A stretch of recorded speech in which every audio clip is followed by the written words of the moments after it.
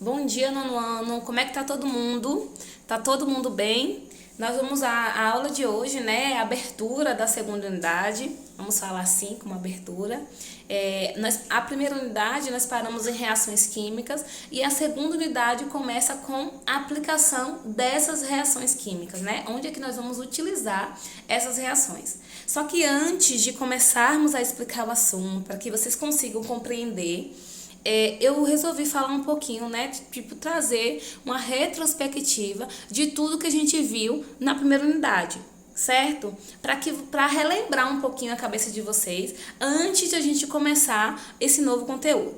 Então eu quero que vocês lembrem que a gente começou a falar do modelo científico, né? A gente começou a falar do modelo atômico, né, que são os modelos atômicos. E a primeira pessoa a falar sobre um átomo, sobre a existência de um átomo, foi Dalton.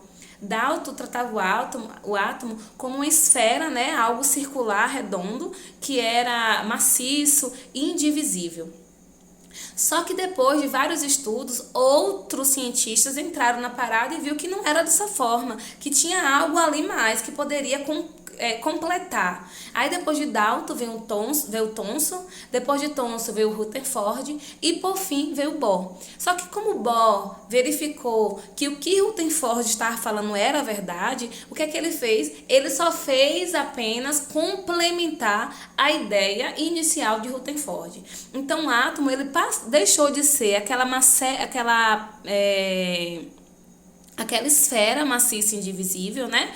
E passou a ser percebeu que o átomo não tinha como ser indivisível, ele precisava se dividir para dar origem às reações químicas, né?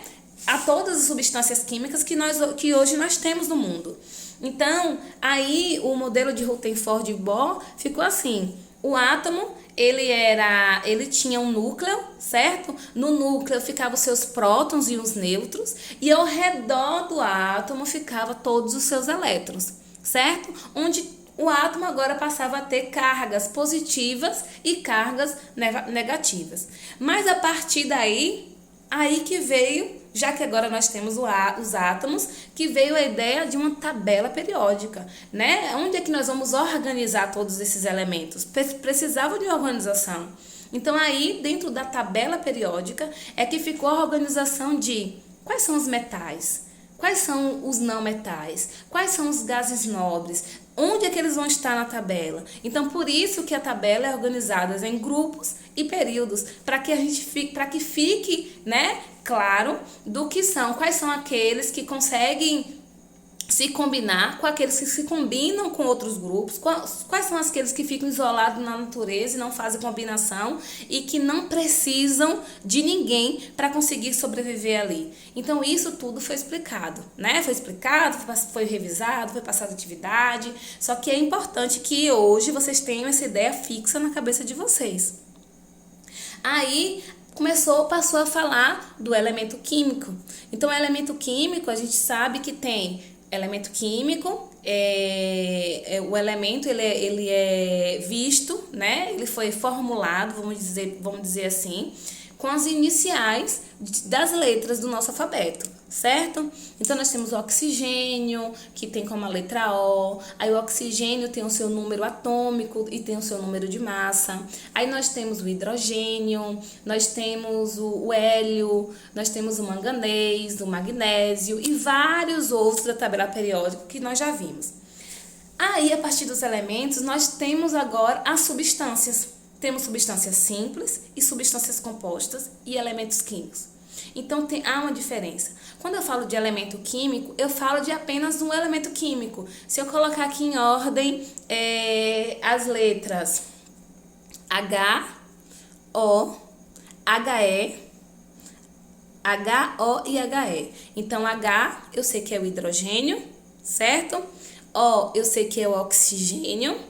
E o HE eu sei que é o hélio. Então, eles são 3 elementos químicos separados, certo?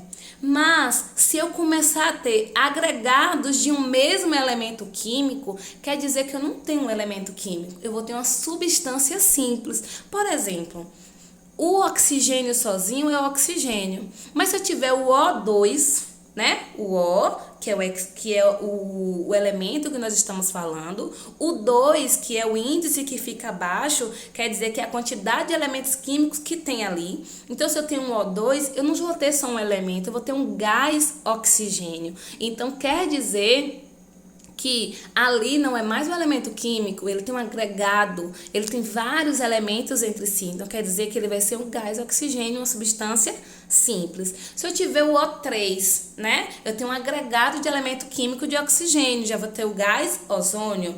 Se eu tiver o H2, já vou ter uma substância simples chamada de gás hidrogênio, certo? Então, se eu tenho O de oxigênio sozinho, é elemento químico. Se eu tenho o O2, lembre-se, quem é o 2? O 2 é o índice. Quem é o O? É o elemento químico. Então, se eu tenho o O2, eu tenho um agregado de um elemento químico. O que é agregado, professora? São vários elementos de um mesmo elemento químico. Então, ali eu tenho o quê? Substância simples e um elemento químico é diferente. Agora, se eu tenho uma substância composta, se eu fosse imaginar o NaCl, eu tenho Na, sódio, Cl, cloro. Se eu juntar os dois, eu tenho dois elementos químicos. Então, quando eu tenho dois elementos químicos diferentes, quer dizer que ali eu já tenho uma substância composta, certo? Então, a diferença é essa. Um elemento sozinho, um só, certo? Hidrogênio lá sozinho, oxigênio sozinho, o xenônio sozinho, o telúrio sozinho, qualquer um sozinho é elemento químico. Mas se eu tenho um agregado, o que é agregado? Eu tenho um elemento químico e o índice ali mais de um abaixo. Se eu tenho O2, O3, O4, O5, é uma substância simples.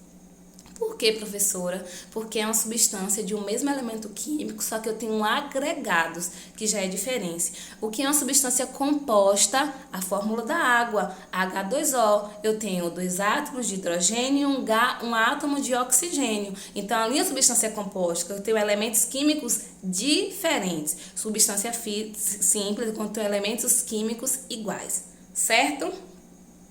Aí, depois desses elementos, dessas substâncias, que nós começamos a parte principal do nosso assunto, que eram as reações químicas. Então, se eu sei quais são os modelos atômicos, se eu sei diferenciar quais são os metais, quais são os ametais, quais são os gases nobres da minha tabela, se eu sei diferenciar que tipo de substância eu tenho, eu vou conseguir internalizar o que é uma reação química. Lembra? Para existir uma reação química, eu tenho que ter reagentes, né? Quem são reagentes? São elementos químicos que vão interagir entre si, para se combinar, para poder gerar um produto, certo? Então, eu tenho que lembrar, quem são os reagentes? Os reagentes, eles vão ficar no lado esquerdo da reação, antes da seta. Quem é o produto? É os elementos químicos que está depois da seta, certo? No lado direito, ali são os produtos.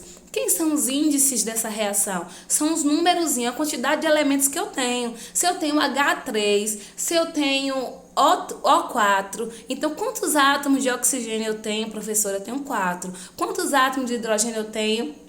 Eu tenho 2, eu tenho 3. Então, o índice é a quantidade de elementos químicos daquela reação. O que é o coeficiente estequiométrico? É o númerozinho que vai ficar sempre do lado esquerdo do elemento químico. Ali vai ser o coeficiente estequiométrico.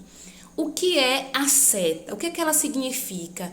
A seta significa o sentido da reação. Então, quer dizer, se eu tenho reagente, tem uma seta e tem o produto. Essa seta aqui está dizendo que os meus reagentes juntaram-se, combinaram-se e formaram os produtos. Se eu tivesse uma dupla seta de um lado e de outro, isso estava indicando que eu tenho que os meus reagentes podem formar os produtos e os meus produtos podem formar os reagentes, certo? Então, são todas as partes da reação. Aí, se vocês forem na página 58 e na página 59 do livro de vocês, vocês vão ver que vão ter 2 textos. O primeiro texto vai falar sobre a química dos 4 elementos, vai falar sobre o pensamento grego lá naquela época, antes de Cristo, o que é que ele achava dessas combinações químicas para poder ter as reações, né? Os gregos, eles pensavam, eles colocavam as reações como sentimentos. Eles utilizavam o amor e o ódio. Eles diziam que o amor unia e o ódio separava. A mesma coisa era nos elementos químicos. Então, aqueles que estavam unidos é que eles se combinavam de alguma forma. Aqueles que se separavam é porque viu que não dava certo, que não dava nenhum tipo de reação. Então, vocês vão ler esse texto, A Química dos Quatro Elementos. E depois vocês vão ler a outra página, que é a 59, e onde tem os átomos e as reações químicas, certo? Depois que vocês leem esse texto, a gente vai ter tipo umas primeiras ideias do que nós vamos fazer na aula propriamente dita, da aplicação das reações químicas, que vai ser na sexta-feira, certo? Então eu quero que vocês leiam o texto, página 58, página 59, e respondam a atividade, que é só de 1 ao 3, copiar no caderno e depois mandar lá no grupo, para vocês verem o que vocês compreendem a respeito dessa química dos quatro elementos e de como o átomo reagia com outros elementos, certo? Faça essa atividade direitinho, qualquer dúvida, vai aí embaixo, vai na discussão, me pergunta, vai no grupo de WhatsApp, o que importa é que vocês não fiquem calados, me perguntem, tá bom? Qualquer dúvida já sabe, fiquem todos com Deus e, por favor, respondam a atividade. Tá bom? Beijinho, tchau!